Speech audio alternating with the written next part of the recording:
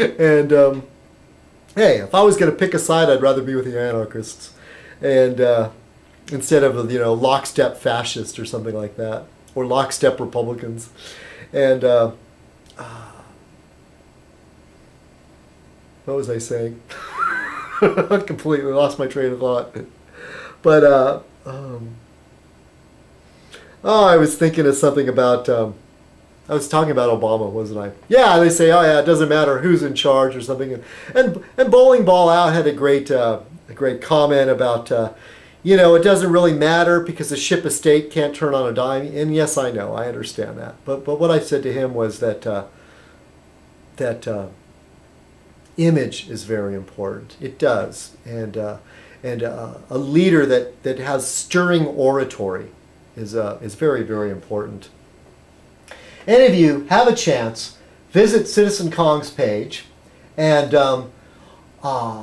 look at my favorites, because there's a very, very funny video with that nut job Andy Dick, who I have mixed feelings about. I actually kind of like the guy, but the guy's really, something bad's going to happen to that guy, or whatever. At least people that hang out with him, bad things happen to, because he's just a nut job. But he's in this video, and look at my favorites page and look at Bush's speechifier, alternative jargon. The satire on this video is just so frigging brilliant. It's just so good. And so visit my favorites page and look at that. It's the last thing that I favorited for now, until I favorite something else.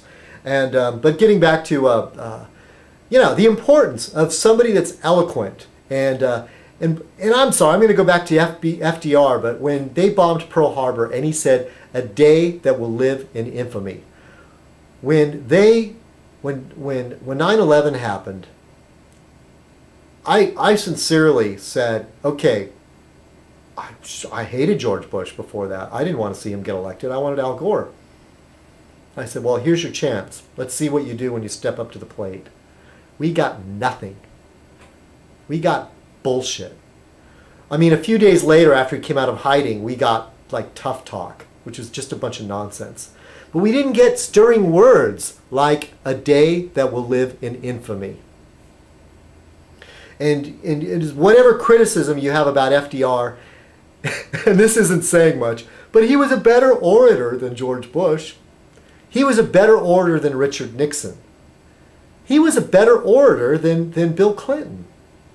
He was a better orator than Ronald Reagan, because you knew that the brain behind what he was saying, I mean, the guy was behind what he was saying.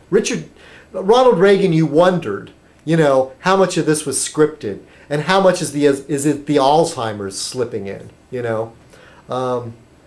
As it turns out, in all fairness to Ronald Reagan in his memoirs, it showed that there was a little bit more of a thinking man behind what the public persona showed. But still, I mean, what Betty Davis said about Ronald Reagan, little Ronald Reagan, President of the United States, go figure. In Hollywood, they never saw him as a heavyweight. They never gave him any real respect, It's so funny that he became a politician. And now we've got Arnold Schwarzenegger, governor of California, who's running into trouble, by the way. The world's reaction to Obama. This is a very important thing. And this ties in with image. This ties in with the idea of leadership. And during the Bush administration, they basically said, who cares what the world thinks? We're going to do what we want to do. That was wrong, and see where that led us. It does matter what people think. It really does. And if you better be very careful when you say, fuck them, I don't care what they think, you better be very careful. Because sometimes I have to say that. Screw them, I don't care what they think. But we should be conscious of it, that there are ramifications. You can't just pretend like you're the only person alive. You can't pretend that you're the only country that matters. The chickens will come back to roost. Or whatever that crazy Reverend Wright said. The rest of the world sees, like I was listening to BBC Report, and they were interviewing people like, what do the Brits make of Obama, being the Democratic nominee. I'm going to wind this up.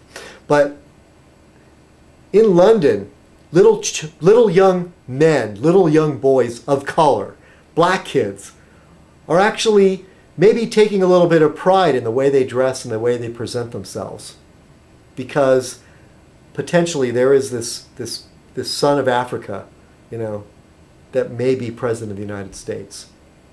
And in France, Bush is like through there, and they're like, ho hum, oh, yeah, I've seen this before. He's like nothing, They're excited about Obama. The right and the left in France. They're excited about him. And it makes a difference. All the propaganda that Al-Qaeda, all the anti-Americanism that they've generated against the U.S. will be hobbled, will be broken, will be taken to its knees once we have a president like Barack Obama. All the things that Al-Qaeda tries to tell their people, what's corrupt and wrong about the United States, they'll see it. The picture is worth 1,000 words. When they see that man in the Oval Office behind that podium with the presidential seal, it's going to take so much of that propaganda that they use to incite terrorists away from them. It really does matter. And for all the crazy people that think Obama is like some sort of like undercover Muslim and all that bullshit that they're trying to smear on him to somehow stop the momentum, Obama has a good team. They're very, very good, and they're not making the mistakes that Kerry made or going way back to Caucus made. They're going toe-to-toe, and they're answering it. And I'm having some faith about this. For the first time in a long time, God, I hope some relief comes soon, because I don't know if I'll be able to make it. Because things just suck. They suck so bad. All right, well, here's wishing things get better for everyone. I really do. Try to be optimistic. It's funny. Me, David, citizenkong, am pretty much a pessimist. But when I'm around other pessimists, I find myself trying to be an optimist. I guess that's just me. I'm a contrarian. Hey, you like my new shirt? It's not a new shirt, but it's one of my favorites. London Cab Company. It's got this really cool cab on there. All right, and to Tony over there in the UK, I forgot your whole screen name, but to my friends overseas, here's to you, and to Bobo McGraw. All right, good for that Lisbon Treaty going down. All right. Anyway, I welcome your comments and your feedback, and if there's any suggestions to make Fez Night less boring, please let me know. All right, to all of you, cheers. Good night.